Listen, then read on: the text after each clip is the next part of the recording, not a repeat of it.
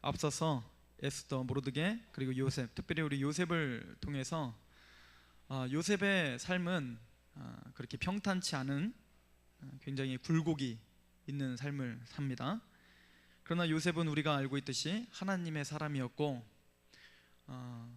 특별히 요셉을 통해서 그렇게 하나님의 손에 붙들림 받은, 또 하나님의 뜻 가운데 살려고 몸부림쳤던 그 요셉의 삶을 통해서 하나님이 얼마나 놀라운 일을 이루시는가를 우리는 성경을 통해서 볼 수가 있고, 또 특별히 그렇게 뭔가 큰 약속에 붙잡혀 사는 사람들을 세상의 능히 어떻게 감당치 못하는지를 요셉의 삶을 통해서 우리는 확인할 수 있습니다. 그리고 또 우리가 그러한 삶을 살아가고 있을 때 우리는 처음과 끝을, 요셉의 시작과 끝을, 또 전생애를 대충이나마 성경을 통해서 알고 있기 때문에 우리는 너무 쉽게 판단하고 쉽게 보고 있지만, 우리가 미리 앞서서 본 것처럼 요셉은 그렇게 쉽게 삶을 선택하거나 쉽게 거기에 안주하는 사람은 아니었던 것 같아요. 어찌하든 그곳에서 하나님의 뜻을 발견하려고 했고, 그 명확한 하나님의 뜻 앞에 내가 할 수 있는 것에 최선을 다했던 사람이었습니다. 즉 우리가 먼저 하나님의 뜻을 분별한다라고 할 때 우리가 먼저 우리의 태도를 좀 점검하셔야 되는데, 하나님이 우리에게 보여주시는 명확한 뜻이 있을 겁니다. 그런 것이 한 가지도 없다라고 하면 우린 크리스찬이 아니에요. 하나님이 여러분들에게 정말 명확하게 뭔가 주신 뜻이 없습니까? 여러분들 안에 삶을 살다가 하나님이 정말 명백하게 우리에게 주신 하나님의 뜻 하나도 없습니까? 또 그 뜻 앞에 내가 오늘 하루 정말 이렇게 해야겠다라고 하는 다짐을 줄 만한 그런 메시지가 한 개도 없습니까? 그건 크리스찬이 아니겠죠. 우리가 매일매일 말씀을 보고 하나님 앞에 기도를 하고 하나님 앞에 산다고 말하면서 하나님이 오늘 우리에게 정말 주시는 그 하나님의 뜻, 정말 오늘 내가 실천하고 하나님 앞에 내가 살아야 될 하나님의 뜻, 그런 것이 여러분들 앞에 정말 한 가지도 없습니까? 우린 너무 재밌는 것은 그렇게 하나님이 명백하게 우리에게 주시는 어떤 그 뜻에 대해서는 별로 생각할 가치를 못 느낍니다. 그런 것들은 가치가 좀 떨어진다고 생각합니다. 영적으로 나에게 명백하게 주어지는 것들에 대해서는 이것은 뭔가 가치가 떨어지는 거고, 좀 가치가 있는 것은 내가 좀 희미해 보이는 것들, 앞으로 내가 보이지 않는 것들, 그런 것들을 내가 뭔가 신비하게 바라보고 내가 뭔가 개척자처럼 그것을 발견해내고, 그런 것이 뭔가 영적으로 좀 더 수준이 높은 사람이라고 하는 그 착각에서부터 우리의 신앙은 망가지기 시작하는 것입니다. 우리는 요셉의 삶을 통해서 그것을 바라봤던 거지요. 요셉은 하나님이 허락하지 않은 희미하게 보이는 것들, 안 보이는 것들, 아무리 머리를 굴려도 답이 나오지 않는 것들에 대해서 요셉은 더 이상 에너지를 쏟지 않고 있었다는 것을 우리는 봤습니다. 대신 그 다른 데 에너지를 쓸 것을 어디다 썼죠? 하나님 앞에 내가 하나님의 사람으로서, 꿈꾸는 사람으로서 오늘 내가 지금 하나님 앞에 던져야 될 그 에너지, 내 모든 것을 쏟아서 내가 지금 하나님 앞에 행해야 될 그것에 집중하고 있었다는 것을 우리는 볼 수 있었습니다. 그런 태도가 오늘 우리에게 요구되는 상황입니다. 우리는 내일 어떻게 될지 모르는 사람들입니다. 맞습니까? 어떻게 될지 어떻게 알아요? 이번에도 명절 때 진천을 갔더니, 저희 고향을 갔더니 그런 소리들이 굉장히 많이 들려요. 우리 이제 동네에 너 누구 알지? 안다고. 어제 돌아가셨대. 너 누구 아들 알지? 안다고. 걔가 무슨 사고로 죽었대. 이런 소리를 얼마나 많이 듣는지. 또 여러분들 개인적으로도 한치 앞을 모르는 겁니다. 그죠? 그렇게 연약한 삶을 살면서도 우리는 그런 연약한 삶을 살고 한치 앞도 모르는 삶을 살지만, 그럼에도 불구하고 오늘 내가 해야 될 일을 명확하게 아는 자, 이게 누굽니까? 크리스찬이라고 말하고 약속을 품은 자라고 말합니다. 오늘부터 제가 여러분들과 같이 나눌 말씀은 많은 것들을 나누었으면 좋겠지만, 특별히 하나님께서 우리에게 향하신 하나님의 명확한 뜻이 무엇인지를 우리가 먼저 확인하려고 합니다. 명백하게 하나님이 성문화시켜서 대대손손 바꿀 수 없는, 여러분들의 전 생애를 붙들 만한 하나님이 여러분들을 향하신 뜻을 보여드리려고 합니다. 그 뜻은 스데반을 순교의 자리까지 가게 했던 능력이었습니다. 이 놀라운 하나님의 뜻과 놀라운 하나님의 명확한 약속은 베드로를 십자가에서 거꾸로 못 박게 했던 그런 능력이었습니다. 이런 놀라운 하나님의 명백한 뜻은 사도 바울을 그런 모진 고난과 또 자기가 착고에 매어서 로마로 끌려갈 것을 알면서도 불구하고, 그런 예언자가 예언하는 것을 들으면서도 불구하고 담대하게 예루살렘에 올라가게 했던 명확하신 하나님의 뜻이었습니다. 오늘 저와 여러분들이 나눌 이 하나님의 명확한 뜻은 여러분들의 그 삶 가운데서, 여러분들이 오늘이라는 삶을 살아가는 그날에 여러분들을 직장에서 또는 학교에서 또는 친구들과의 인간관계 속에서 여러분들 하나님의 사람으로서, 하나님의 약속을 품은 사람으로서 여러분들을 세상 앞에 담대하게 고개를 들고 서 있을 수 있게 할 그런 능력의 말씀이 될 줄로 믿습니다. 하나님은 명확하게 저와 여러분들에게 말씀하고 계십니다. 하나님은 우리의 전 인생을 지금 뒤흔들고 계십니다. 만약에 여러분들이 진짜 예수 그리스도를 영접한 참 그리스도인이라는 말입니다. 오늘은 하나님이 우리를 창세전부터 불러주셔서 에베소서 1장 4절에 창세전에 그리스도 안에서 우리를 택하셨다고 말씀하셨는데, 그리스도 안에서 우리를 택하셔서 하나님이 오늘이라는 삶에 여러분들을 어떠한 삶으로 부르시기로 한 그 뜻이 무엇인지를 오늘 같이 보려고 합니다. 세 가지입니다. 오늘 볼 거는 세 가지인데, 첫 번째는 하나님은 여러분들을 이 땅에 선지자로 보내주셨습니다. 그리고 두 번째, 하나님은 여러분들을 제사장으로 보내주셨다는 거예요. 그리고 세 번째는 여러분들을 이 땅에 왕으로 보내주셨다는 것입니다. 너무 많이 들었던 내용이죠. 특별히 성경을 보시면 누가복음 24장에 보면 예수님께서 제자들에게 이렇게 말씀을 하십니다. 율법의 모세 율법과 선지자의 글과 시편에 나를 가리켜 기록되어야 라고 했던 말이 이루어져야 했던 그 말이 이루어졌느니라. 찾아보는 게 낫겠네요. 누가복음 24장 보세요. 24장 우리 44절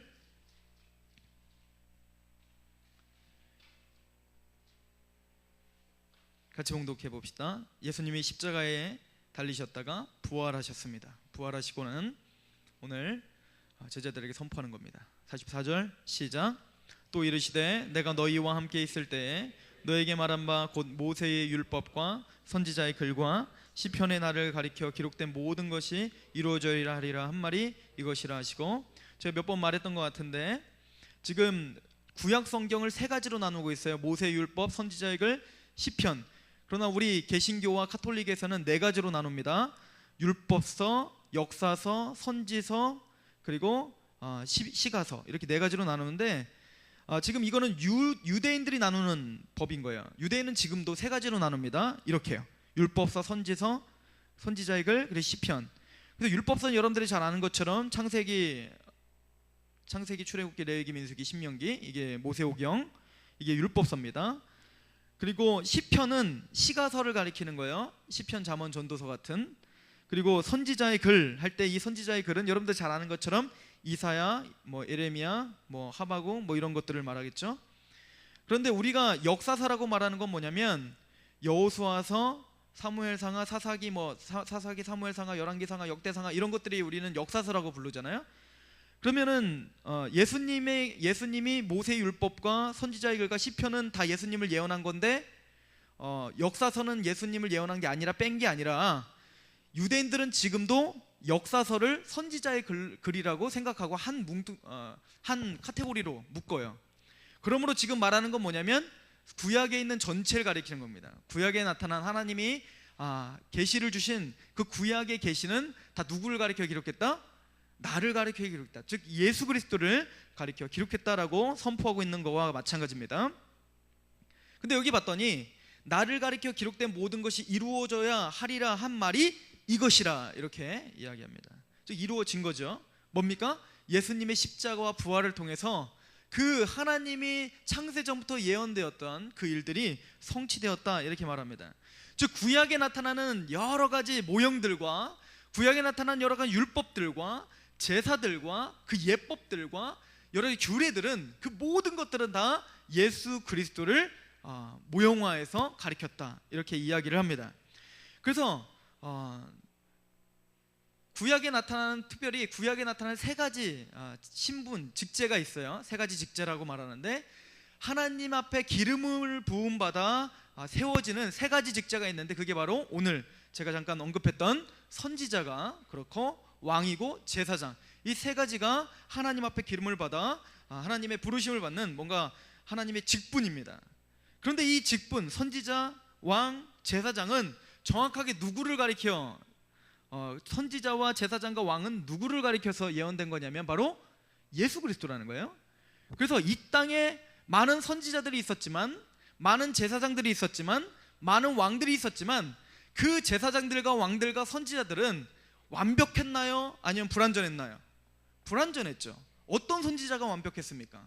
어떤 왕이 완벽했습니까? 여러분들이 잘 알고 있는 가장 선왕 중에 선왕이 누굽니까? 다윗 아닙니까? 다윗이 완벽했는가요? 아니죠. 성경은 그 다윗도 뭡니까? 완벽하지 않음을 우리에게 시사하고 있습니다. 또 뭡니까? 제사장들이 완벽했나요? 아니죠. 제사장들이 완벽하지 않았다는 것을 우리는 말씀을 통해서 볼 수 있습니다. 선지자들, 그 많은 선지자들이 있지만 그 선지자들은 모두 뭡니까? 완벽하지 못합니다. 완벽한 선지자가 올 거라는 거예요. 이것을 하나님은 모세에게 예언을 했습니다. 신명기에 너와 같은 한 선지자를 보낼 것이다. 그래서 요한복음에 보면요 예수님을 설명할 때 바로 그 선지자다, 그 선지자가 왔다 이렇게 이야기를 하고 있는 거예요.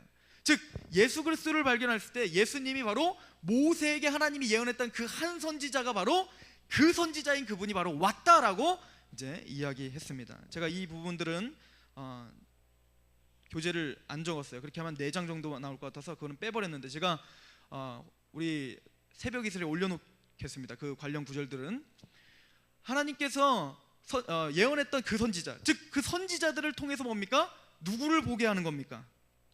예수 그리스도의 사역을 보게 하는 것입니다. 예수님이 이 땅에 오셔서 우리에게 행하실 그 사역들이 무엇인가를 보게 하는 겁니다. 그래서 선지자들은 다 이렇게 선포를 합니다. 하나님의 말씀을 맡아서 대언하는 자가 선지자죠. 예언자죠. 그래서 그 예언 중에는 미래를 맞추는 우리가 흔히 잘 알고 있는 예언도 속해 있어요. 그러나 모든 선지자들과 예언자들이 미래에 대한 예언만 하고 있었던 건 아닙니다.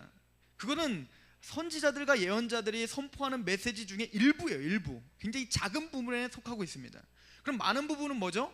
오늘날 그 당시에 뭡니까? 하나님의 말씀, 특별히 모세에게 준 모세의 율법, 모세 오경, 그것에 기반을 둬서 하나님이 모세에게 줬던 그 언약들, 하나님이 모세에게 줬던 그 율법들을 기반으로 해서 하나님의 말씀에 어긋났던 자들, 그것을 뭡니까? 선지자들은 뭡니까? 하나님이 주셨던 그 말씀과 어긋났다, 이것을 선포하게 한 것이 선지자들이었던 거예요. 그래서 하나님의 말씀을 맡아 대언했던 자들, 이게 뭡니까? 예언자예요. 이해 가십니까? 그 선지자들이 그 메시지를 선포할 때 반드시 이렇게 선포를 합니다. 여호와께서 이르시되, 여호와께서 말씀하시되, 여호와께서 선포하시되. 이해 가십니까? 왜죠? 그 메시지의 근원은 자기가 아니에요. 누가 메시지의 근원입니까? 당연히 여호와 하나님이죠. 여호와 하나님의 말씀을 맡아 대언하는 거기 때문에 내가 말하는 게 아닙니다. 여호와 하나님께서 말씀하시되라고 표현하고 있어요. 근데 놀라운 건 예수님께서는 물론 선지자라고 하는 칭호를 받지 않으셨어요. 그러나 예수님은 선지자와 같은 역할을 하시는데 뭡니까? 하나님의 깊은 것들, 하나님의 모든 것들을 우리에게 뭡니까? 계시해 주시기 때문에 우리가 선지자라는 직제를 허용하는 겁니다. 이해가십니까? 그런데 예수님은 그 많은 선지자들과는 다르게 예수님은 어떤 메시지를 선포하실 때 여호와께서 말씀하시되 아버지께서 말씀하시되라고 말씀하시지 않고 뭐라고 말씀하십니까? 내가 진실로 진실로 말하노니. 그 메시지의 근원이 누구라는 거예요? 나라는 겁니다. 이해가세요? 예수님은 하나의 선지자가 아니라 뭡니까? 그 계시 자체라는 거예요. 그 말씀 자체라는 거예요. 그래서 온전한 선지자요, 온전한 계시라는 겁니다. 이해가십니까? 그래서 요한 사도는 예수님을 뭐라고 표현합니까? 태초에 말씀이 계셨다 이거예요. 그분은 말씀이라는 거예요. 단순히 하나님의 말씀을 대언하는 자가 아니라 그분은 우리의 말씀이시다 이거예요. 그분은 우리의 진리시다 이거예요. 그분은 우리의 도다. 도. 한문 성경에는 도가 있었다 이렇게 표현하고 있더라고요. 도다. 하나님의 원리다 이거예요. 그래서 예수님은 바로 우리의 온전한 선지자다 이렇게 말하는 겁니다. 이해가십니까? 그분을 통해서 우리는 하나님을 발견합니다. 제자들이 그렇게 말합니다. 주님, 우리에게 아버지를 좀 보여주십시오. 이게 무슨 얘기야? 주님, 우리에게 예수님, 우리에게 하나님을 좀 보여주세요. 그때 예수님 뭐라고 합니까? 지금까지 내가 너희와 함께 있었는데 또 누구를 보이라 하느냐? 나를 본즉 누구를 보았느니라? 아버지를 보았느니라. 즉 예수 그리스도를 여러분들이 발견하십니까? 예수 그리스도를 여러분들이 보셨습니까? 그럼 누구를 본 거나 마찬가지라는 거예요? 하나님을 본 거나 마찬가지다. 히브리서 1장 1절에는 이렇게 말하고 있습니다. 옛적에는 여러 부분과 여러 모양으로 선지자를 통해서 또 여러 부분과 여러 모양으로 하나님이 다양한 방법으로 하나님이 말씀하셨지만 마지막에는 이건 최종적인 의미가 있는 거예요. 하나님이 최종적으로는 이제는 뭡니까? 여러 가지 방법으로 주시는 게 아니라 누구를 통하여 말씀하시기로 작정하셨다? 아들을 통하여 말씀하시기로 작정하셨다. 믿으십니까? 예수 그리스도는 우리의 완벽하고 온전하신 선지자이십니다. 믿으십니까? 또 그분은 우리의 뭐가 되십니까? 제사장이 되시는 겁니다. 인간의 제사장들은 다 흠이 있습니다. 여러분들 제사장들 구약 성경에 얼마나 많이, 하여튼 여러분들이 선지서를 한번 보세요. 가장 많이 까임당하는 게 누구냐면 바로 제사장들이에요. 제사장들. 니들이 다 완전히 부패했다 이거예요. 그때 지도자들이 다 부패했다 이겁니다. 그들은 온전한 제사장들이 아닙니다. 히브리서에도 말하죠. 레위의 제사장 직분은 뭡니까? 아론의 제사장 직분은 뭡니까? 대제사장이라 할지라도 흠이 있는 겁니다. 흠이 없는 자가 없다 이렇게 말합니다. 그들이 아무리 정결 의식을 해서 아무리 제물을 잘 드릴지라도 그 제물은 뭡니까? 우리의 죄를 씻을 수 없습니다. 구약 사람들도 그 제물이 죄를 씻겨주는 게 아니란 말이에요. 그 제물을 자기와 동질화시키고 앞으로 오실 하나님의 온전한 제물 대신 그 메시아를 바라보는 믿음으로 구원받는 겁니다. 믿으십니까? 그래서 히브리서 뭐라고 하죠? 그 짐승의 피가 너희의 양심을 깨끗하게 하지 못한다 이렇게 선포하고 있는 거예요. 오직 뭐만이 우리를 깨끗하게 한다고 말해요? 예수 그리스도의 피만이 우리를 깨끗하게 하신다. 이게 히브리서의 중심 주제입니다. 예수님은 인간으로 태어난 모든 사람은 죄를 범하였으며 하나님의 영광에 이르지 못하더니 로마서 3장 23절.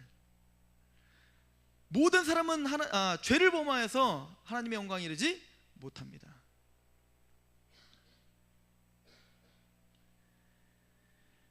그 어떤 제사장도 하나님 앞에 온전한 제사를 드릴 만한 자격이 되지 않습니다. 그러면 그 인간적인 제사장들을 통해서 그럼 뭘 보라는 겁니까? 인간의 한계를 보라는 겁니다. 인간으로는 안 된다는 거예요. 율법이 육신이 연약하여 할 수 없다 이겁니다. 우리가 아무리 율법을 지켜서 아무리 제사를 드려서 아무리 최선을 다해도 너희들은 소용없다. 율법이 육신이 연약하기 때문에 할 수 없습니다. 믿으십니까? 그러나 오직 한 분만 할 수 있다. 하나님은 하시나니, 그죠? 그의 아들을 죄 있는 육신의 모양으로 보내사 육신의 죄를 정하시기면서 뭡니까? 하나님의 온전한 제사를 이루게 됩니다. 그게 누구였습니까? 바로 예수님입니다. 인간들은 제사장으로서 자격이 없기 때문에 거룩하신 하나님이 직접 뭡니까? 거룩하신 하나님의 아들이신 예수님께서 그 하나님이신 거룩하신 분이 직접 육신의 몸을 입고 뭡니까? 제사장 되시고 또 온전한 제물을 우리가 어디서 찾습니까? 여러분들의 죄를 다 씻을 만한 거룩한 양과 거룩한 짐승이 어디 있습니까? 없어요. 타락 이후로 없는 거랍니다. 전 인류의 죄, 특별히 하나님이 택함받은 자들의 구속을 위해서 우리가 드릴 수 있는 제사는 아무것도 없고 드릴 수 있는 제물도 없습니다. 믿으십니까? 그래서 자기 스스로, 하나님 거룩하신 스스로가 어떻게 해야 돼요? 제물도 되셔야 됐어요. 유일한 답은 그래서 예수님밖에 없는 겁니다. 예수님이 제사장이어야 되고 예수님만이 제물 되셔야 돼요. 이것밖에 길이 없는 거예요. 그래서 내가 곧 길이요 진리요 생명이라고 말씀하신 거 아닙니까? 그래서 그분은 우리의 대제사장이시요 또 뭡니까? 우리의 온전한 제물 되십니다. 우리를 하나님과 뭡니까? 화목하게 할 거룩하신 화목제물 되셨습니다. 믿으십니까? 그래서 예수님은 우리의 온전하신 유일한 중보자이시며 제사장입니다. 그리고 세 번째는 왕이죠. 예수님이 이 땅에 만왕의 왕으로 오십니다. 특별히 유대의 왕으로 오셨습니다. 믿으십니까? 그러나 이스라엘 백성들은 유대의 왕으로 왔다는 말을 오해했어요. 자기들의 신앙관으로 오해했단 말입니다. 예수님이 유대의 왕으로 왔다고 하니까 진짜로 어때요? 근데 봤더니 막 기적도 일으키죠. 또 오병이어 기적 일어나지요. 그 권세가 대단합니다. 그 입의 권세가 얼마나 대단한지요. 아니 등장한 지 얼마 안 돼가지고 세례 요한의 그 제자들이 싹 다 막 예수님에게 가고 끝내주는 거죠. 연설가예요 막. 그래서 어떻게 합니까? 예루살렘으로 입성하실 때 많은 사람들은 이스라엘 전 유대인들은 다 모여서 어떻게 했습니까? 이 예루살렘에 딱 길에 서서 종려가지를 흔들며 호산나 다윗의 자손이여. 그 얘기는 뭡니까? 아, 선지자가 다윗과 같은 한 목자가 오기로 했는데 또 하나님이 한 왕을 보내주시기로 했는데 그분이 바로 이분이구나. 그러면서 다윗의 자손 호산나 다윗의 자손 예수시여. 그러면서 어떻게 합니까? 왕으로 세우려고 하는 거 아닙니까? 그때 예수님 어떻게 하죠? 숨습니다. 왜 숨습니까? 아, 유대인의 왕인데 왜 숨습니까? 왕이 되셔야지. 그들의 가치관으로 하나님이 원래부터 주셨던 그 메시지를 오해했던 거죠. 자기의 가치관으로 뭡니까? 하나님의 말씀을 전락시킨 거예요. 그래서 그들은 뭡니까? 다윗과 같은 왕, 즉 어떤 왕을 원했던 겁니까? 로마 제국을 때려 부시고 예전에 다윗과 같은 그 영화로운 국가, 그 왕국, 하나님이 다스리는 그 왕국을 다시 세울 시오니즘을 회복시킬 바로 그런 메시아라고 생각했습니다. 그러나 예수님은 피합니다. 왜죠? 예수님이 왕이란, 유대인의 왕이라는 그 칭호는 우리가 생각했던 육적인 왕으로 온 게 아니기 때문에 그렇습니다. 육적으로 좀 더 힘이 강한 국가로 만들기 위해서 로마를 때려부시기 위한 어떤 무기를 들은 그런 왕으로 하나님은 예수님을 보낸 것이 아닙니다. 너무 놀라운 사실은 근데 오늘날 우리들이 또 동일하게 예수님을 왕으로 모시는 이유가 뭐라고요? 유대인들과 동일한 전차를 받고 있지는 않은지 스스로 점검해 보셔야 돼요. 우리는 예수님을 왕으로 모시면 우리가 뭡니까? 보여지고 만져지는 이 세상에서 뭔가 예수님의 덕택을 보려고 한다면 그것은 유대인들이 예수님의 유대인의 왕입니다라고 하는 그 오해를 동일하게 하고 있는 것입니다. 무슨 얘기인지 아시겠습니까? 그러면 예수님은 여러분들을 피할 것입니다. 숨으실 것입니다. 예수님은 여러분들 안에, 여러분들 이 세상에서 떵떵거리는 어떤 왕국을 여러분들 안에 건설하기 위해서 여러분들 안에 오신 게 아니기 때문에 그렇습니다.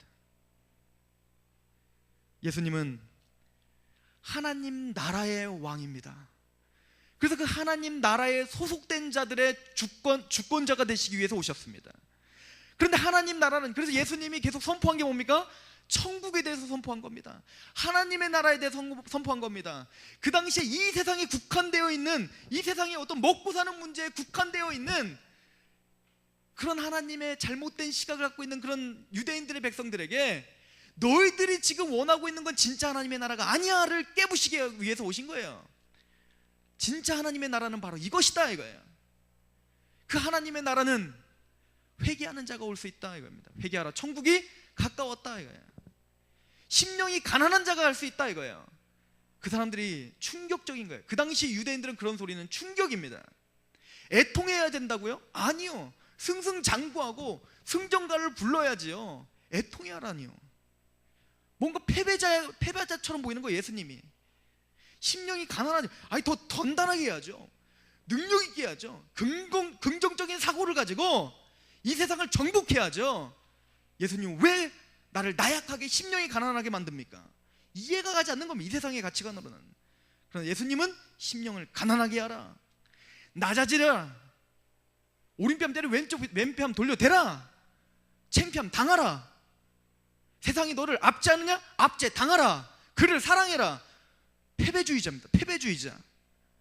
그러나 예수님은 그곳에서 하나님 나라가 이루어진다는 거예요. 이 말씀 여러분들이 이해되셔야 됩니다. 하나님의 나라는 우리의 가치관 속에서 우리가 정리한 세상의 가치관, 세상의 그 흐름들, 그 흐름에 편승돼서 생각할 수 있는 게 아닙니다. 그 흐름에 거슬러서 생각해야지 하나님 나라가 하나님 나라답게 보일 것입니다. 여러분들 하나님의 말씀답게 살고 싶으십니까? 내가 먹든지 마시든지 무엇을 하는 하나님의 영광을 위해서 살고 싶으십니까? 그러면 여러분들 세상적인 가치관 내려놓으셔야 될 줄로 믿습니다. 이 땅에서는요, 예수님이 진정한 왕이라는 것을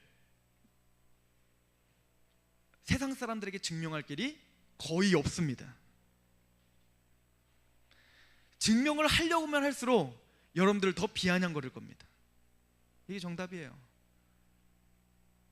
성경에는 언제 증명한다고 말합니까? 여러분들이 옳다라고 예수님이 말했던 그 하나님의 나라가 그 당시에 유대인들이 가졌던 그 잘못된 하나님의 나라와 다른데, 예수님이 전해주셨던 그 하나님의 나라가 옳다라는 것을 언제 증명해 준다고 말합니까? 내가 곧 다시 오리라. 내가 곧 다시 오리라. 그때는 뭡니까? 하나님의 왕되심, 유대인의 왕되심, 우리의 왕되심, 그것을 만방에 알릴 것입니다. 그러나 그때는 이미 늦었습니다. 그때 막 하나님 앞에 내가 그럼 믿을게요. 아니요, 그때 늦었습니다. 꼭 안 보이는 것 같은 이 현실 속에서 하나님은 우리를 하나님 앞에 자복할 수 있고, 또 하나님이 말씀하셨던 그 말씀이 옳습니다 라고 전적으로 인정하는 사람을 하나님은 오늘 찾고 계십니다. 그런 유대인의 왕을 믿으십니까? 여러분, 저는 사도 바울이 너무 부러워요. 사도 바울에게는 그 하나님 예수 그리스도의 왕되심, 하나님의 거룩하신 나라의 완성, 정말 예수 그리스도로 말미암아 구원을 받은 하나님의 그 거룩한 무리들이 하나님 앞에서 천천히와 만만히 그 엄청난 수의 하나님의 사람들이 하나님을 경배하고, 정말 선지자가 예언했던 것처럼 무리바다 덮음같이 하나님의 영광을 찬양하는 것이 정말 넘치는 그 하나님의 왕국을 직접 본 자가 바로 사도 바울 아닙니까? 그 메시지가 우리에겐 요한계시록으로 전달되고 있습니다.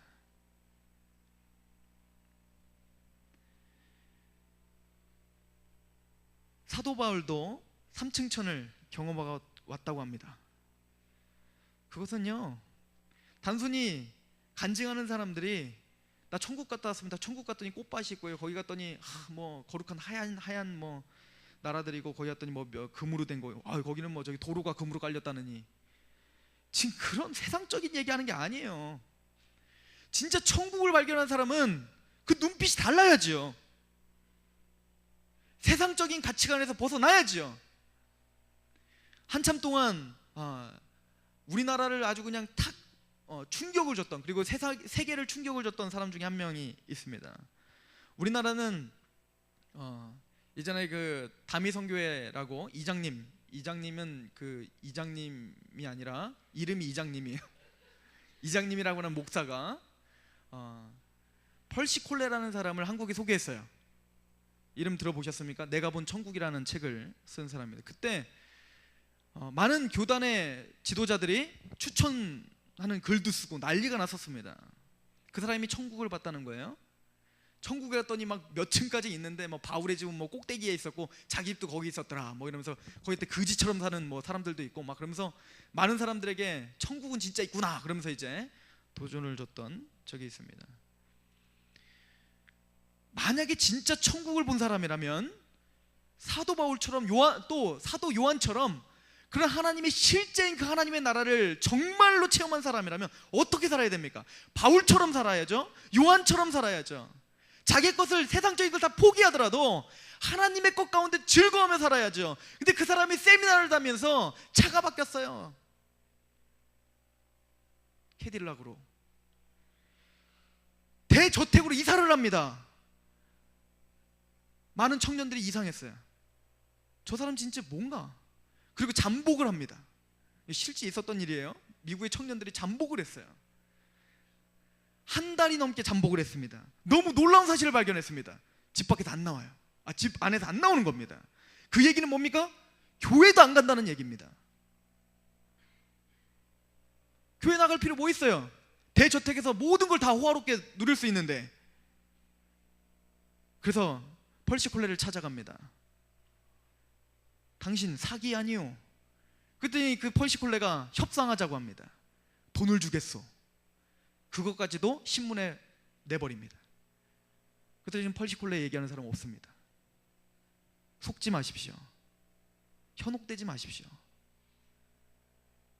성경 말씀에 사도들과 정말 하나님의 나라를 체험한 사람들의 그냥 그 말에 집중하십시오. 신비한 것들, 여러분들이 알 수 없는 것들에 자꾸 너무 현혹되지 마십시오. 그 사람이 진짜 하나님의 나라를 체험했는가 안 체험했는가는 그 사람의 삶을 통해서 그냥 볼 수 있어요. 하나님의 나라는 먹는 것과 마시는 것에 있는 것이 아니라 의와 평강과 희락이니라.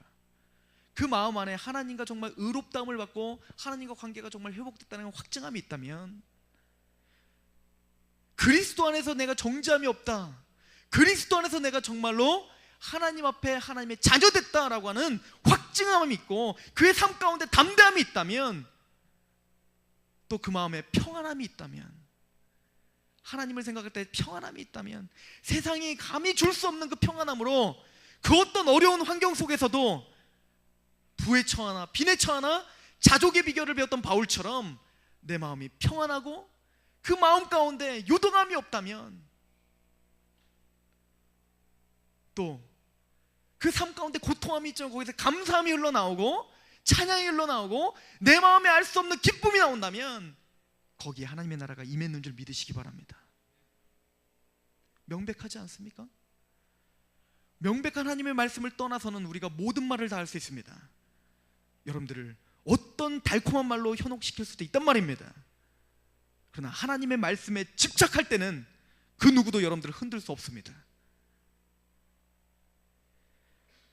너무 놀라운 것은 예수 그리스도가 우리의 선지자요 제사장요 왕으로 오셨지만, 그 선지자요 제사장이요 왕으로 오신 그분을 모시고 사는 우리는 이 땅에 또 선지자요 왕이요 제사장으로서 살아갈 특권을 주셨다는 게 성경이 오늘 우리에게 주신 하나님의 뜻입니다.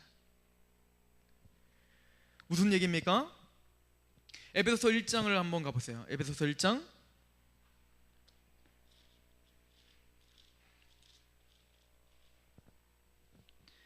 에베소서 1장 7절에서 10절 말씀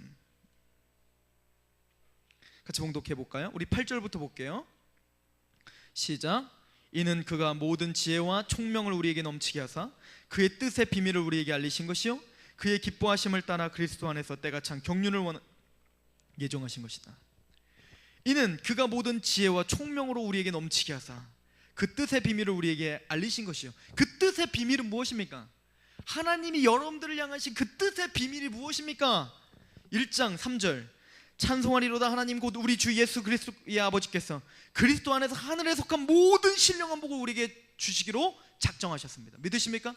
하늘에 속한 거예요. 이 땅에 속한 게 아니에요. 여러분들 속지 마십시오. 이 땅에 속한 게 아니라니까요. 어디 속한 것? 하늘에 속한 것. 하늘에 속한 하늘의 그 모든 신령한 복을 여러분들에게 주시기로 작정했습니다. 믿으십니까? 그것을 주시기 위해서 1장 4절에 곧 창세전에 그리스도 안에서 우리를 택하사, 그래서 성부 하나님이 이것을 주시기 위해서 우리를 어떻게 하셨다는 거예요? 택하신 거예요. 몰랐죠. 우리는 몰랐단 말입니다.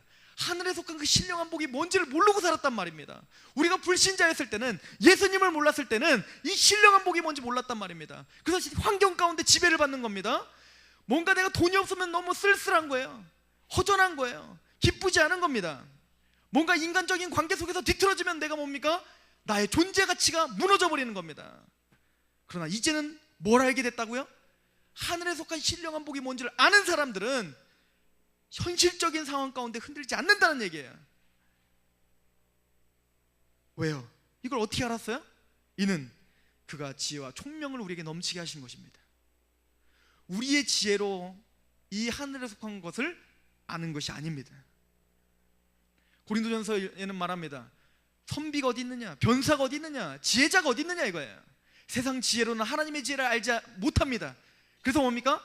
복음이라고 하는, 전도라고 하는 미련한 방법을 통해서 하나님은 우리에게 복을 주시 작정하셨다는 겁니다. 여러분들이 하나님을 믿으십니까? 보이지 않는 하나님이 정말 믿어지냔 말이에요. 보이지 않는, 여러분들이 보지 않았던 그 예수님을 생각할 때 정말 감격이 있냐 이거예요. 여러분들이 정말 예수님 안에 거하고 있다는 것만으로 눈물이 나냐 이거예요.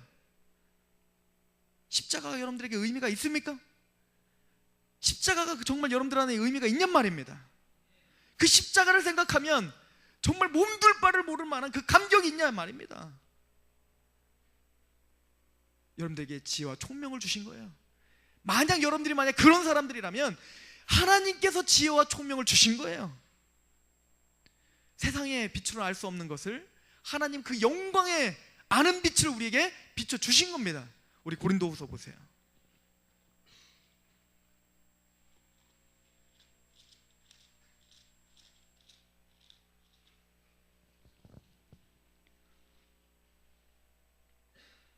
고린도후서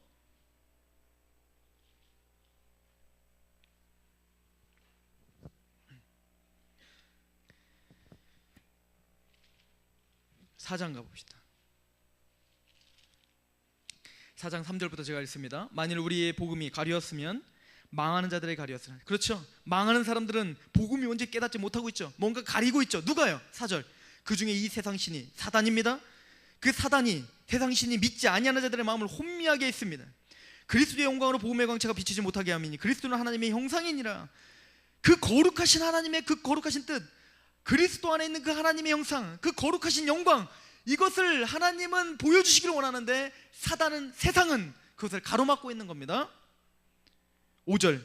우리는 우리를 전파하는 것이 아니라 오직 그리스도 예수를 주 되신 것과 또 예수를 위하여 우리가 너희의 종된 것을 전파함이라. 6절 같이 한번 읽어봅시다. 시작. 어두운 데에 빛이 비치라 말씀하셨던 그 하나님께서 예수 그리스도의 얼굴에 있는 하나님의 영광을 아는 빛을 우리에게 비춰주셨기 때문에 우리는 보이지 않는 그 하나님 앞에 감격하고 있는 거예요. 기적입니다. 더 이상 어떤 기적을 바라십니까? 여러분들, 이 기적 가운데 사는 겁니다. 하나님을 아는 빛이 여러분들에게 있습니다. 예수 그리스도를 바라보기만 하면, 예수 그리스도를 생각만 하면 여러분들의 알 수 없는 그 감격이 있어야 돼요. 그게 요동쳐야 돼요. 그게 요동치지 않는다면 하나님의 음성을 듣지 못하게 됩니다. 그게 요동치지 않는다면 하나님의 뜻을 분별하기는 이제 글렀습니다. 다윗이 그 성경 속에 많은 롤모델이었던 다윗이, 아니 어떻게 바세바가 간음을 저지릅니까? 아니 어떻게 그런 죄악을 저지른단 말입니까? 그리고 그걸 무마시키기 위해서, 아니 다윗이 어떻게 살인을 저지르며 청부살인을 합니까? 그리고 어떻게 다윗이 나단이 앞에서 책망하고 있는데도 그것도 자기 얘기인지도 모를 만큼 영적으로 무지합니까? 아니 그 명백한 하나님의 말씀조차 분간하지 못하는 그런 영적인 무지함으로 어떻게 그렇게 전락돼 버립니까? 다윗은 나단의 책망을 듣고 스스로 진단합니다. 뭐죠? 구원의 감격이 상실되었던 것입니다. 그래서 시편에 뭐라고 고백합니까? 아버지, 정직한 영을 새롭게 하여 주옵소서. 구원의 그 기쁨을 다시 회복시켜 주옵소서. 여러분들 안에 십자가가 여러분들 안에 요동치지 않는다면 하나님의 말씀은 그냥 성문화된 율법이지 내 생명이 아니 됩니다. 하나님의 나라, 아니요, 보이지 않는 하나님의 나라가 아니라 이 세상에 하나님의 왕국이 이루어지기를 우리는 소망하며 살 수밖에 없는 그런 무지한 자들이 될 수밖에 없단 말입니다. 사도 바울은 그걸 알았던 거예요. 사도 바울이 왜 이렇게 깨어 있을 수 있었을까요? 사도 바울이 어떻게 표대를 향해서 자기를 몸을 복종시키며 하나님께 전진할 수 있었을까요? 많은 신비한 것을 체험했기 때문에요? 결코 그렇지 않습니다. 나는 십자가 외에는 알지 않기로 작정했기 때문에 그렇습니다.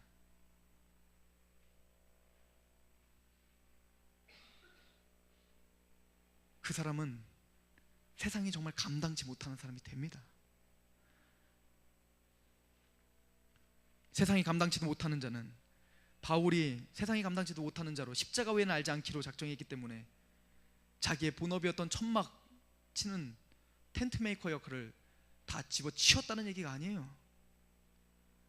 그 텐트 메이커 역할을 하면서 하나님 앞에 전진하는 삶을 살았다는 얘기입니다.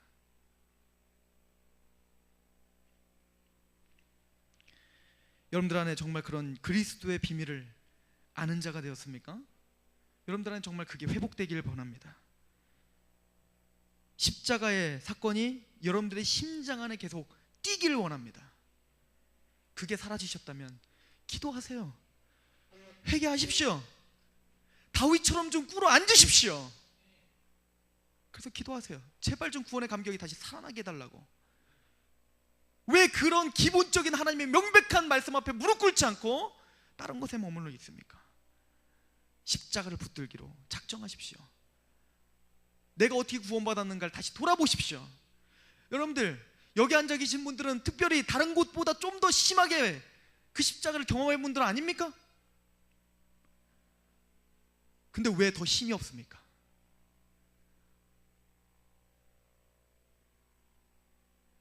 십자가의 사람이 되시길 원합니다. 고린도후서 5장을 한번 보세요.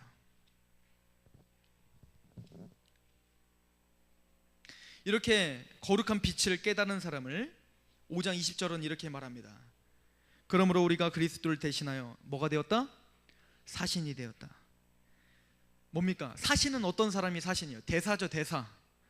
뭡니까? 왕의 어명을 들고 뭡니까? 어명을 전달하는 사람이 사신이에요. 맞습니까? 여러분들은 뭡니까? 그 기이한 빛, 하나님 그리스도의 영광을 아는 빛을 깨달았고 여러분들 안에 그 십자가 요동치고 있다면 여러분들은 심장이 뭘 지금 품고 있다는 거예요? 하나님의 어명을 들고 있다는 겁니다. 즉 사람을 지옥 가거나 천국 갈 수 있는, 지옥 가는 사람을 천국으로 보내주는 능력의 말씀을 품고 있다는 얘기예요. 사신의 태도는 어떻게 해야 됩니까? 대사의 태도는 어떻게 해야 됩니까? 그것을 받는 사람들에게 나가는 그 사신의 태도는 어떻게 해야 되냐는 말이에요. 당당해야 되지 않겠습니까? 좀 어깨를 펴야 되지 않겠습니까? 단순히 내가 이런 사람입니다, 나는 이런 행동을 했기 때문에 그렇습니다, 나는 이러한 학교를 나왔습니다, 나는 이런 직장을 다니기 때문에 어깨를 피는 게 아니에요. 뭐 때문에 피는 겁니까? 내가 갖고 있는 이 그리스도를 아는 영광의 빛, 이 세상 사람들은 알지 못하지만 나는 거기에 너무너무 감격해 있는 그 감격 가운데 명확하게 알고 있는 게 있어요. 그건 뭐죠? 하나님 나라라는 것입니다. 십자가, 거기에 감격하여 뭡니까? 어깨가 펴져야죠. 세상 앞에 움츠려들지 말아야지요. 제자를 파송하시면 뭐라고 합니까? 평안을 외치라는 거 아닙니까? 담대하라는 거 아닙니까? 여러분들이 지금 갖고 있는 복음이 하나님의 말씀이라는 확신이 있습니까? 그러면 여러분들의 표정이 달라져야죠. 여러분들의 삶의 태도가 달라져야죠. 고린도 후서에 보면 재밌는 이야기가 있어요. 우리가 그리스도의 영광에 아는 빛을 받았기 때문에, 정말 그리스도의 영광에 아는 빛을 받았다면 우리는 이제 그리스도의 빛이 우리에게 묻은 자가 됐어요. 모세가 율법을 받으러 가죠. 시내산에, 그죠? 율법을 받으러 갔을 때 누구를 대면한 겁니까? 하나님의 영광을 대면한 거 아닙니까? 맞습니까? 그 하나님의 영광을 대면하고 왔는데 모세는 인식하지 못했지만 내려오니까 어떻게 됐어요? 하나님의 그 영광이 묻어버린 거예요. 그래서 그 백성들이 어떻게 합니까? 죄 많은 그 이스라엘 백성들이 감히 모세 얼굴도 보지 못하는 겁니다. 왜죠? 너무너무 이게 너무 영광이 너무 찬란해서 도저히 못 봐. 그러니까 모세가 어떻게 해요? 수건을 가리고 오잖아요, 그죠? 아, 얼굴 묻었네 이렇게 하면서 딱 이렇게 가리고 오잖아요. 여러분들이 정말 그 거룩한 예수 그리스도의 영광의 빛을 비침을 받았다면 여러분들을 통해서 그 빛이 발산돼야죠. 그래서 예수님은 우리에게 뭐라고 합니까? 우리를 소금과 뭐라고 말합니까? 빛이라고 말하는 거 아닙니까? 마태복음 산상수훈에 뭐라고 합니까? 빛은 뭡니까? 너의 착한 행실을 통하여 하나님의 영광을 아는 빛을 비추게 하라. 믿으십니까? 여러분들이 정말 하나님의 그리스도의 영광의 빛을 받았던 자라면 여러분들의 삶은 변화돼야 돼요.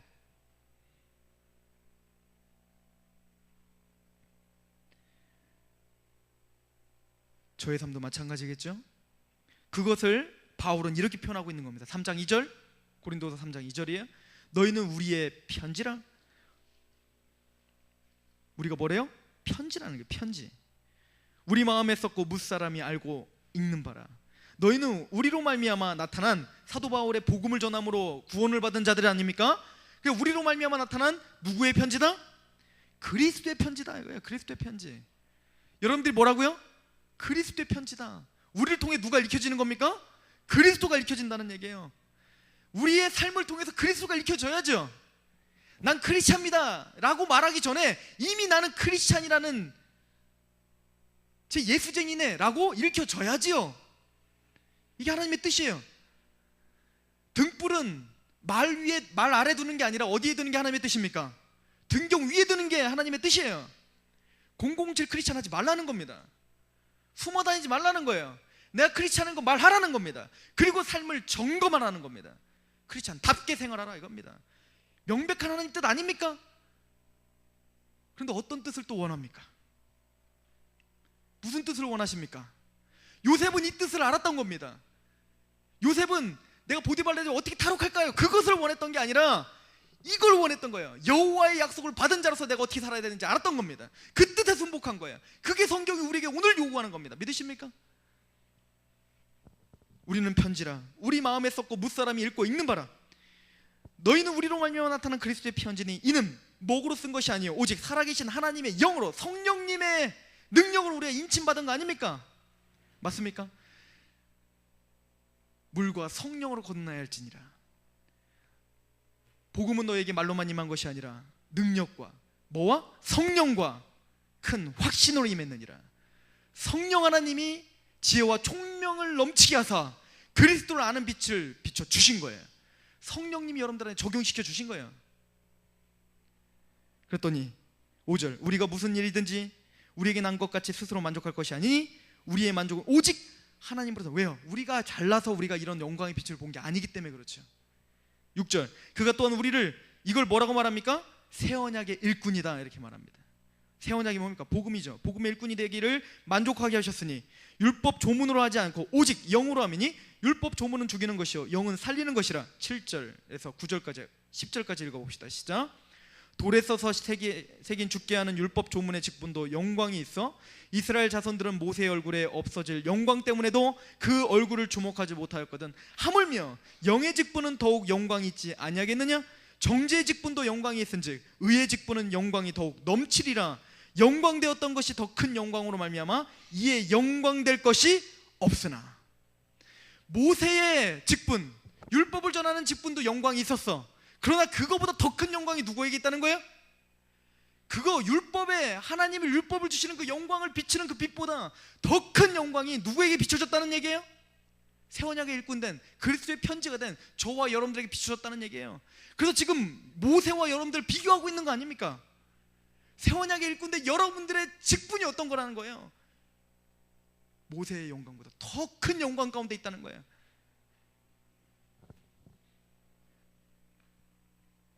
제가 이번에 고향을 또 내려갔다 왔어요. 오늘 친척 결혼식이라 또 내려갔다 왔는데, 갔더니 우리 친척들 중에서도 이렇게 다니는 사람들이 있어요. 막 이렇게 다니는 사람들이 있어요. 말하기 좋아하는 사람들이 있습니다. 옛날에는 공부를 잘 이렇게 하기가 힘들었었습니다. 특별히 시골은 더 했습니다. 그래서 저희 부모님들 같은 경우도 맨날 그래요.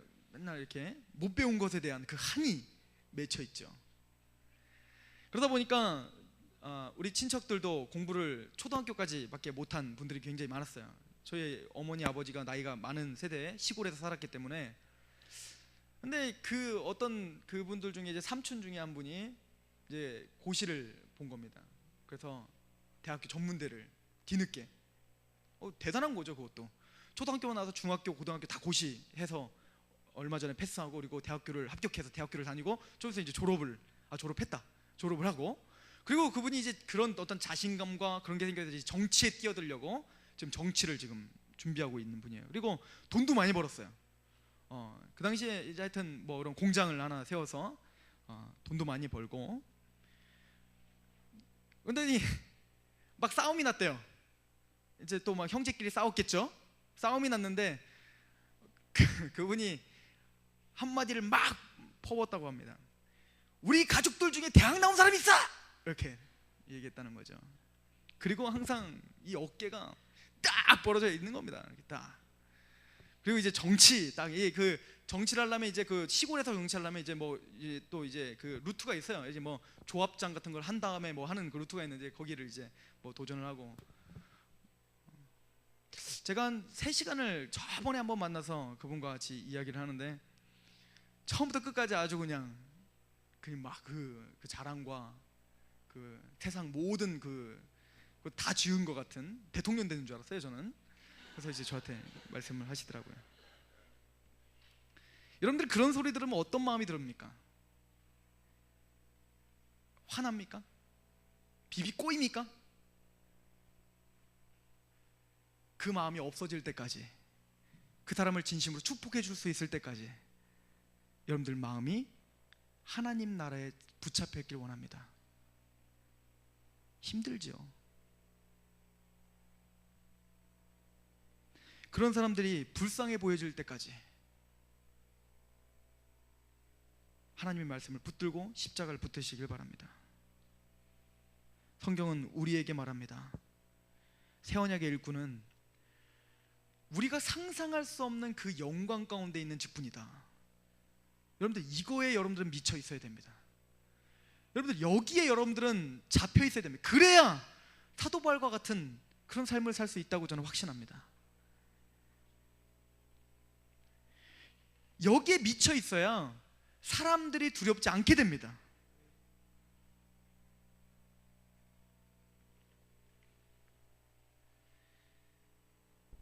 이 말은 즉 우리가 뭡니까?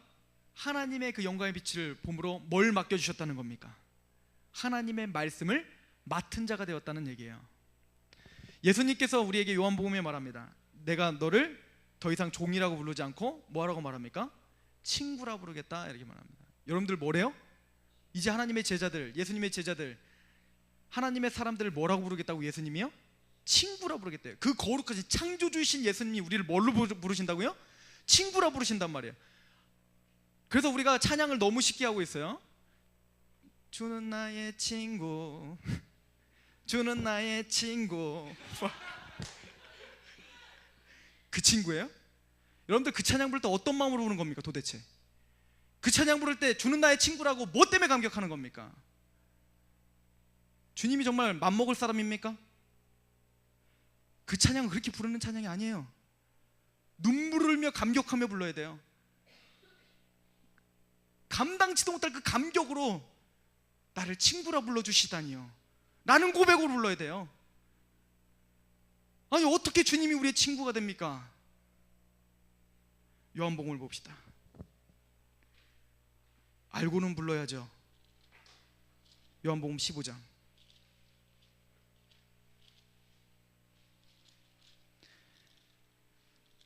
나는 포도나무에 너는 가지다. 그리고 온전히 나와 연합하자라고 예수님 말씀하셨습니다. 그리고 15장 14절에 이렇게 말씀하십니다. 제가 읽어드립니다. 너희는 내가 명하는 대로 행하면 곧 나의 친구라. 우리가 주님의 친구랍니다. 이제부터는 너희를 종이라 하지 아니하리니 종은 주인이 하는 것을 알지 못함이니라. 너희를 친구라 하였노니 내가 내 아버지께 들은 것을 다 너희에게 알게 하였다. 왜 우리가 친구입니까? 여러분들 가장 친한 사람끼리 하는 게 뭡니까? 비밀을 나누는 거죠. 예수님께서 우리에게 가장 귀한 비밀을 나눠주셨다는 겁니다. 뭐죠? 복음입니다. 하나님의 말씀을 우리에게 맡겨주셨다는 겁니다. 하나님께서는 아브라함을 친구로 여기셨죠. 맞습니까? 그래서 아브라함에게는 뭡니까? 비밀을 나누죠. 내가 소돔과 고모라를 멸망시킬 거란다. 혹시 50명의 의인이 있다면, 혹시 40명의 의인이 있다면, 아니 어떤 누가 창조해 주신 하나님과 그런 대화를 할 수 있단 말입니까? 이해가세요? 여러분들 하나님과 창조해 주신 그 하나님 앞에 하나님이 여러분들을 불러서 비밀을 맡겨주신 거예요. 여러분들 생각해 보세요. 이명박 대통령이 하루는 원범이를 부르는 겁니다. 우리가 다 모르게 불렀어요. 어떤 검은 정장 입은 두 사람이 오더니 잠깐 가주셔야겠습니다. 그랬더니 딱 세단에 딱 태워가지고 갔더니 청와대입니다. 그랬더니 이명박 대통령이 기다리고 있었네. 그래서 딱 일어나는 겁니다. 그랬더니 어떤 문서 하나를 줍니다. 읽어보게. 당신 손에, 자네 손에 우리나라의 운명이 달렸네. 원범이가 읽습니다. 내가 이걸 할 수 있는 자격이 되나요? 내가 충성스럽게 여기고 있다네. 자네에게 이 모든 고난을 주겠네.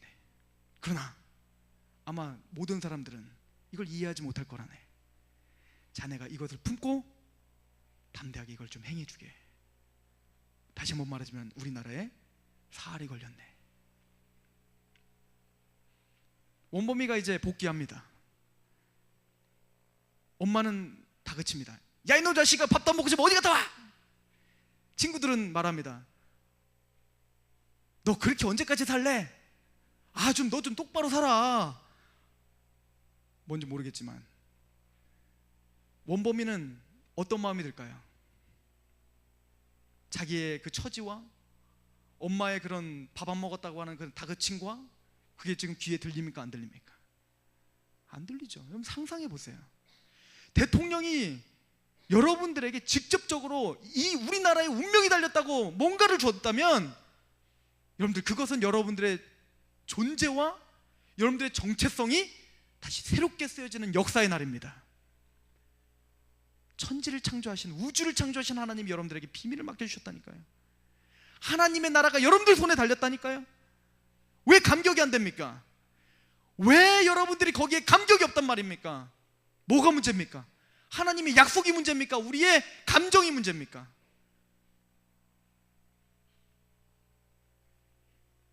우리는 이런 명백하게 쓰여져 있는 이 말씀조차 말씀답게 못 보는 무지한 자들이라는 걸 좀 인정하시길 바랍니다. 고린도전서 1장을 보세요. 4장입니다. 고린도전서 4장 1절 같이 봉독해 볼까요? 시작. 사람이 마땅히 우리를 그리스도의 일꾼이요 하나님의 비밀을 맡은 자로 여길지어다. 우리가 뭘 맡았다고요? 비밀이요. 특별히 이건 먼저 사도들이 먼저 그 비밀을 맡은 거죠. 그리고 그 사도들로 통해서 말씀을 통해서 우리는 그 비밀을 동일하게 맡은 자가 되었습니다. 믿으십니까? 그 다음 구절. 그리고 맡은 자에게 구할 것은 충성이죠. 원범이가 그 대통령에게 그걸 맡았다면 여러분도 어떻게 할 것 같아요? 충성하지 않겠습니까? 여러분들이 할 수 있는 최선을 다하지 않겠습니까? 나란 일인데. 우리도 나란 일이에요. 하나님의 나라의 일꾼들입니다. 이런 선지자, 하나님의 말씀을 맡은 자라고 하는 얘기는 우리가 제사장이라는 의미와 일맥상통한 이야기입니다. 그래서 고린도 후서는 이렇게 이야기를 합니다. 고린도 후서 한번 보세요. 5장으로 가봅니다. 여러분들이 고린도 전후서를 막 읽고 싶은 그 욕망이 들죠? 순복하시기 바랍니다. 5장 17절 같이 읽어봅시다. 시작. 그런즉 누구든지 그리스도 안에 있으면 새로운 피조물이라 이전 것은 지나갔으니 보라 새 것이 되었도다. 원범이 이제 새로운 존재가 됐다니까요. 존재가 다시 정립됐다니까요. 이해 가세요? 이건 실질적인 겁니다. 실제적인 거. 단순히 감정적인 게 아니라 실제적인 겁니다. 하늘나라에서는 이미 역사가 일어났다니까요. 여러분들이 인식하건 인식하지 못하건 감격하지 못하건 하늘나라에서는 이미 흑암의 권세에서 하나님의 아들의 나라로 여러분들의 이름이 옮겨졌고 예수 그리스도의 피로 말미암아 여러분들이 구속함을 이미 받았고 이런 성경의 약속들이 이미 실제라니까요. 실제. 그 실제가 여러분들 안에 일어난 거예요. 그래서 말합니다. 우리를 새로운 피조물이다 이거예요. 피조물. 18절. 모든 것이 누구로부터 났습니까? 하나님으로부터 났어요. 우리가 한 게 하나도 없어요. 그래서 은혜죠. 그래서 고린도전서에는 뭐라고 말합니까? 다 그리스도 안에서 자랑하게 하려 함이라. 내가 스스로 자랑할 게 없다니까요.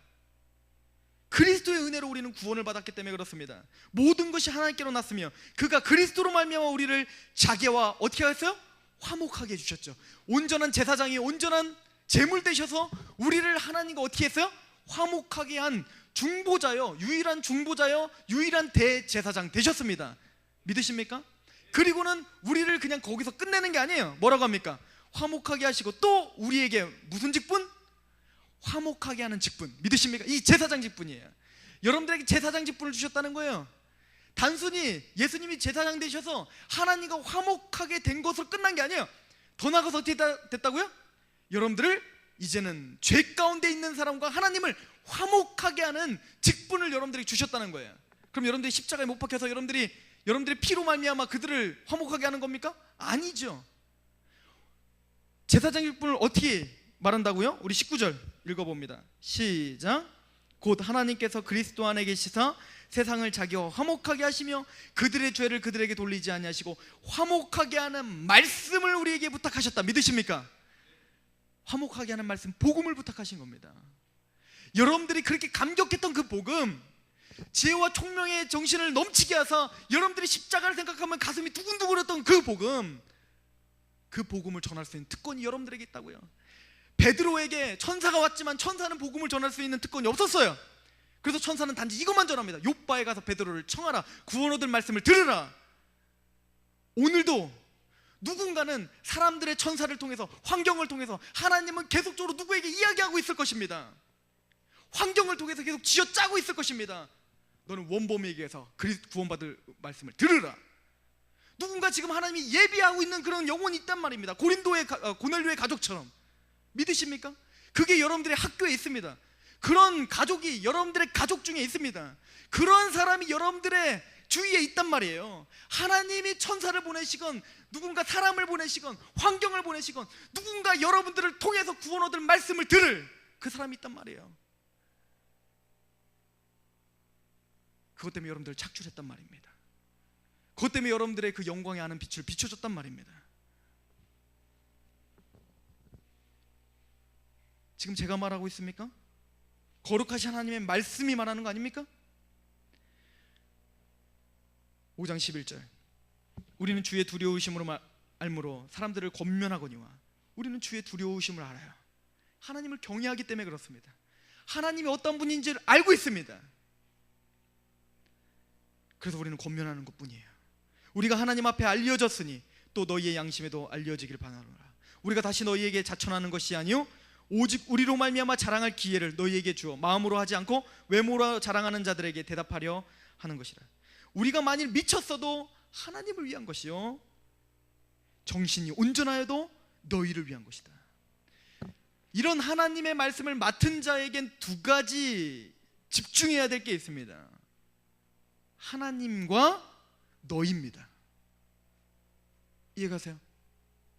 하나님의 거룩한 뜻에는 두 가지를 집중하길 바랍니다. 하나님과 너희라고요. 하나님을 내 몸과 같이 사랑하라. 그리고 내 이웃을 내 몸과 같이 사랑하라.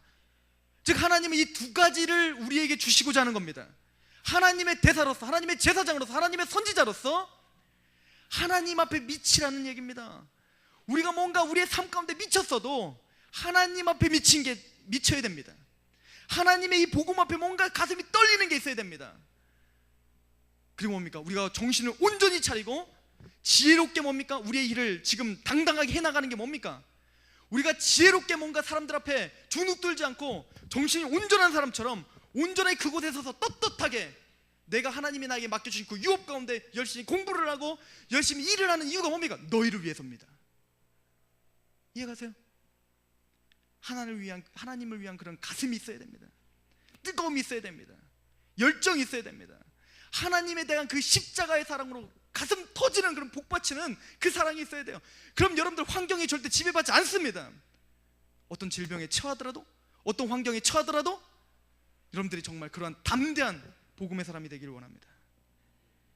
그리고 눈을 돌려서 너희들을 위해서를 여러분들의 삶에 회복하기 바랍니다. 이게 제사장으로서의 삶입니다.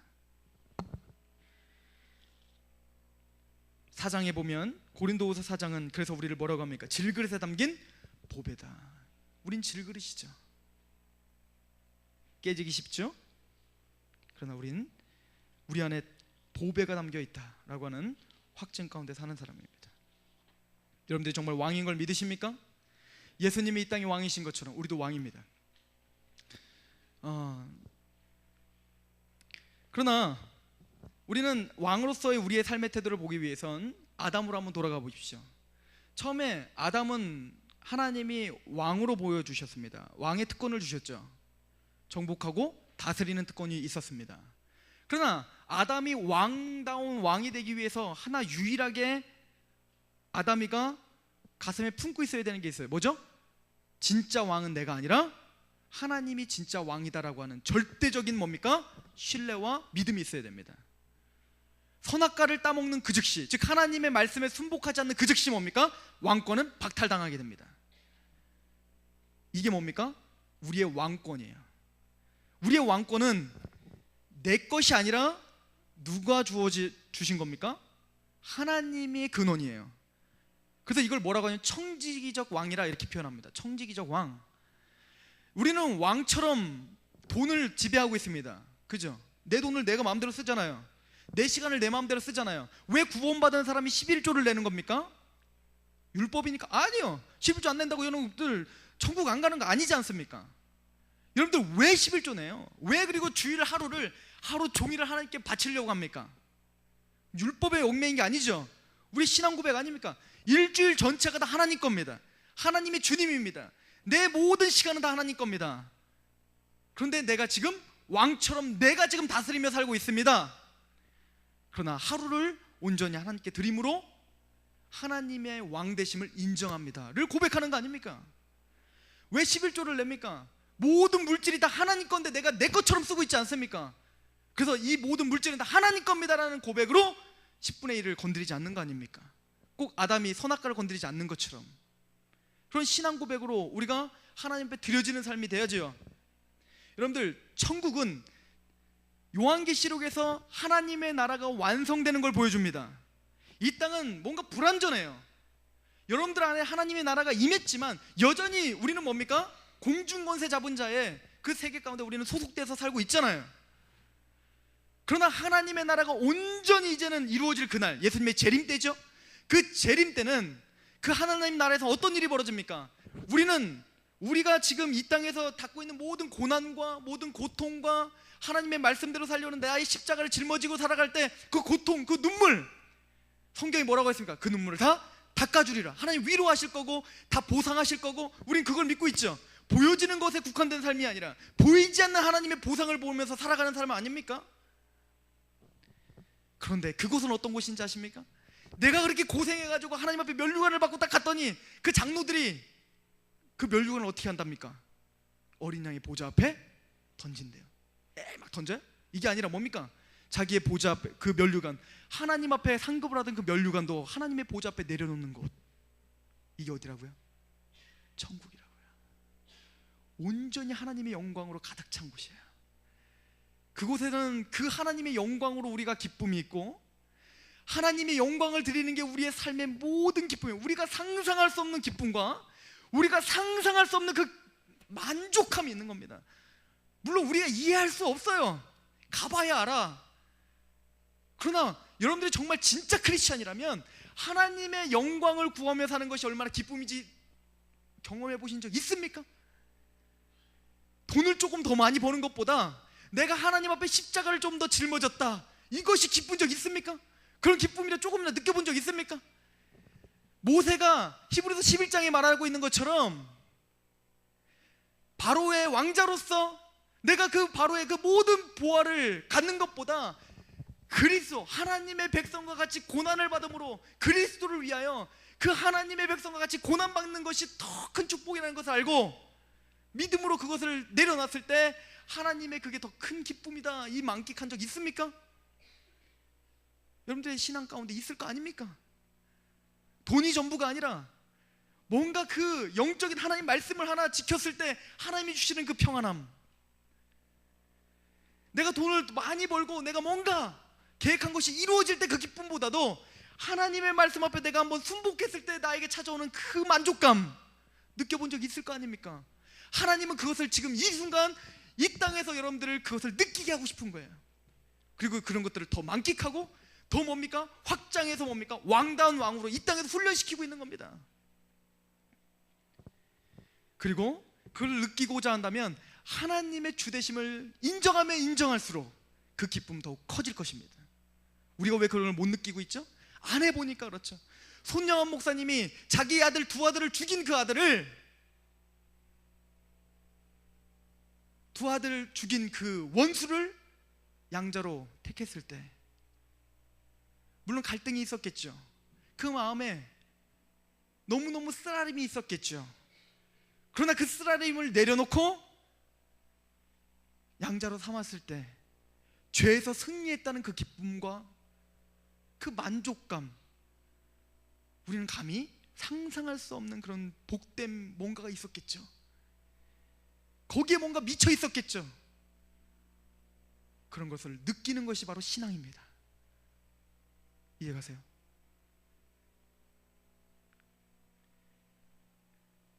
내가 기도했더니 돈이 들어오더라, 병이 났더라, 너무 가볍습니다. 그것은 여러분들의 인격을 변화시켜 주지 못합니다.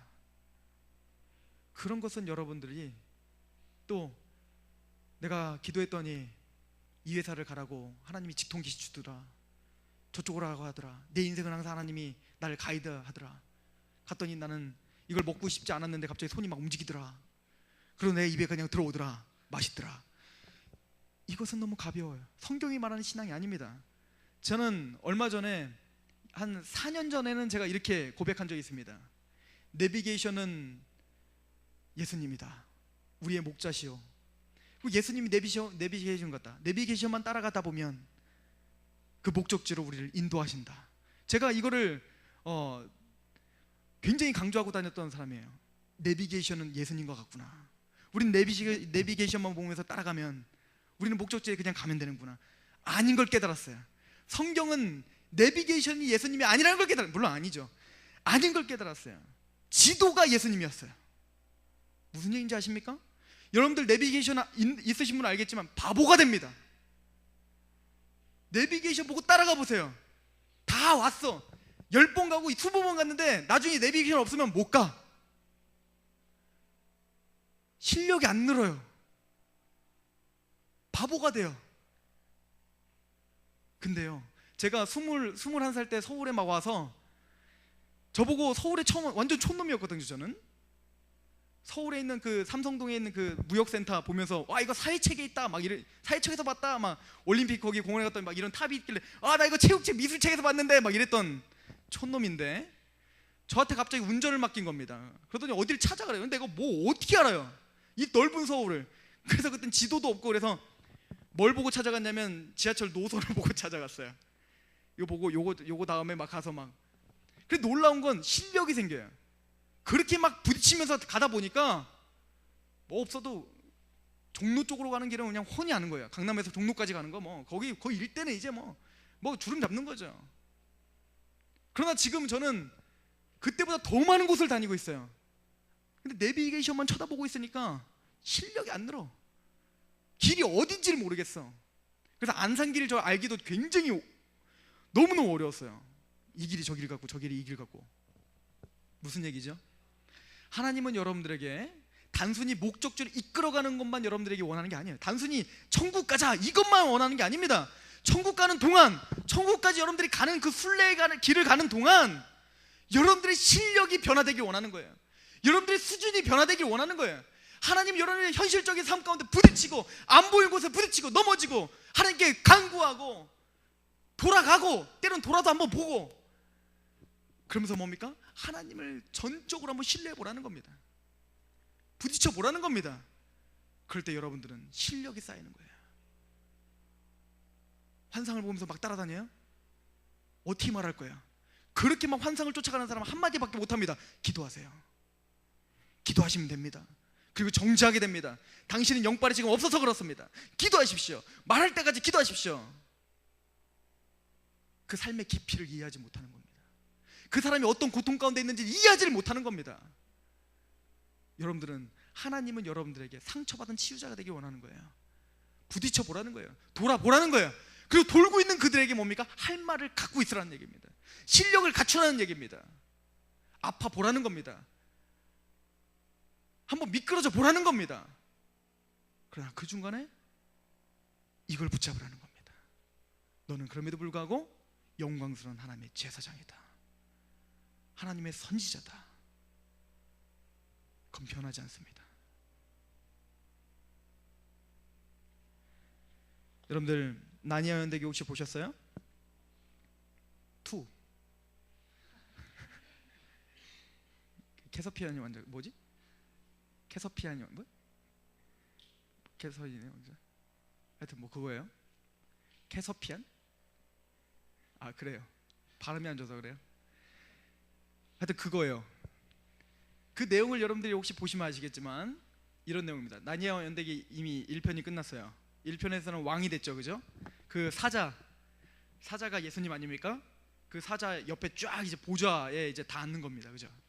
그런 다음에 얘네들이 좀 이해가 안 갔어요, 1편에. 그런 다음에 다시 어디로 나왔어요? 현실로 다시 돌아갔어요, 1편에서. 고개 끄덕이는 사람들은 보신 분들이죠. 보세요 좀 그런 영화 좀. 답답하네.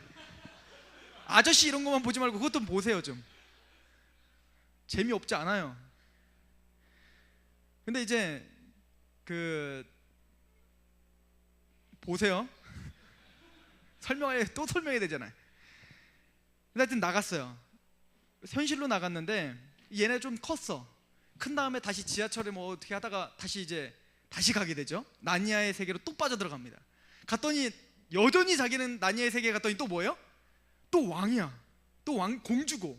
그리고 또 막 엄청나게 칼도 엄청 잘 쓰고 막 용사죠, 용사.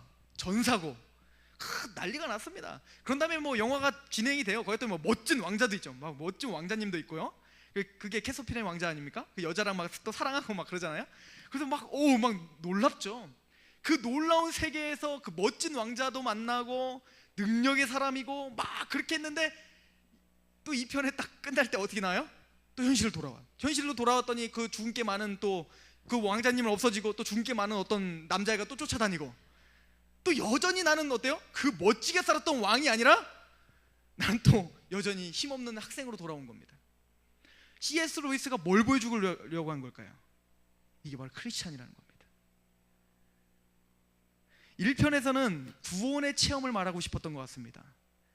그 사자가 죽고 부활함으로 구원함, 대신 대속제물이 되잖아요. 보셔야 돼요. C.S. 루이스는 그 2편에서 무슨 얘기를 하고 싶은 거냐면 그렇게 구원을 받은 사람은 환상 속에 사는 게 아니라는 겁니다. 어디에 살죠? 현실로 돌아오더라는 거예요. 근데 현실 속에서 뭡니까? 예전과 똑같은 삶을 그냥 사는 거예요. 옛사람의 구슬배 옛사람처럼. 그러니까 어디로 또 다시 들어가요? 나니아로 또 들어가게 합니다. 뭘 체험하는 겁니까? 자기의 정체성을 다시 확립시켜 주는 거지요. 그리고는 충분히 그걸 깨닫고 어떻게 합니까? 나갑니다. 근데 표정이 달라졌어. 애들이 표정이 거기 그 2편에서 시작할 때 표정은 막 찌들은 표정이야. 아니 그런 자기가 왕자였고 왕이었고 막 거기만 연상하고 살았던 걔네들이기 때문에 현실이 막 죽은 게 달린 애가 쫓아다니는 게 싫은 거야. 아 너 왜 그러냐 막 그러면서 막 귀찮고 삶이 막 뭐 소망이 없는 거 같고 그런 표정이야. 막 지들끼리 싸움도 하고. 그러다가 나니아인에게 다시 한번 들어갔다가 하나님이 했다고 좀 그렇고 하여튼 담궜다가 나오니까 표정이 달라요. 뭔가 표정이 겸허해지기 시작합니다. 뭐죠? 그 나니아라고 하는 환상 속에 그 정체성을, 그게 진짜 정체성이거든요. 그 정체성을 확립하고 현실 속에서 뭡니까? 이제 부딪혀보라는 겁니다. 이게 C.S. 루이스가 말하는 거예요. 이게 크리스찬이라는 겁니다. 이게 하나님의 왕 같은 제사장의 삶이라는 겁니다. 여러분들 교회 속에서 성경을 통해서 환상과 같은 이야기를 듣는 겁니다. 근데 거기에 충분히 담그십시오. 거기에 충분히 감격하십시오. 그리고 교회에서만 있지 말고 그 감격을 가지고 내 정체성을 확립하고 여전히 죽은 개가 있는 그 보잘것없는 사람들과 부딪혀서 뭡니까? 그 환상을 전환하는 겁니다. 놀랍지 않습니까? 이게 저와 여러분들을 향한 하나님의 뜻입니다. 뭐가 두렵습니까? 죽음이 두렵겠습니까? 이런 사람들이. 저 여러분들을 시간이 너무 많이 갔지만 우리의 삶 가운데 오늘 찾았던 우리가 하나님의 선지자입니다. 우리가 하나님의 제사장입니다. 우리가 하나님의 왕입니다. 하나님의 왕이 아니라 하나님 우리의 청지기의 왕으로서 하나님이 우리를 권세를 허락하여 주셨습니다. 이 약속을 품고 우리 다시 한번 우리의 삶을 설계해 봅시다. 우리의 삶을 한번 돌아봅시다. 이 감격을 가지고 잃어버릴 때쯤 다시 이 말씀을 또 묵상하시고 또 묵상하시고 나니아 속으로 다시 들어오세요. 그래서 이 말씀을 또 묵상하시고 또 묵상하시고 그리고 오늘이란 실제적인 삶에 한번 부딪혀 보시기 바랍니다. 놀라운 일이 생길 것입니다. 여러분들이 그 현실을 받아들이는 놀라운 변화가 반드시 있을 것입니다. 기도하겠습니다. 하나님께 기도합시다. 하나님, 오늘 찾아봤던 모든 약속들, 하나님 우리에게 주셨던, 내가 하나님의 제사장으로서 사도 바울이 로마서 15장에 있는 것처럼 난 복음의 제사장이라고 말했던 것처럼 나를 통하여 이제는 하나님의 나라가 확장하는 도구로 우리를 사용하여 주시러 작정하신 하나님, 그 영광스러운 그 자리가 우리 안에 감격을 있게 하여 주시고, 무엇보다 먼저 내가 어떻게 구원을 받았는가에 대한 그 감격이 살아날 수 있도록 로마서 5장에 있는 것처럼 성령님이 우리에게 하나님의 사랑을 부음바 되사 원수되었던 우리를 위하여 자기 몸을 희생하신 그 십자가의 사랑을 우리에게 부어주신다고 말씀하셨사오니, 하나님, 내가 하나님 앞에 미치기 원합니다. 그 십자가의 사랑을 다시 한번 내 마음 가운데 새겨주시고 살아나게 하여 주시옵소서. 하나님께 간절히 기도하며 나갑시다. 기도하시겠습니다.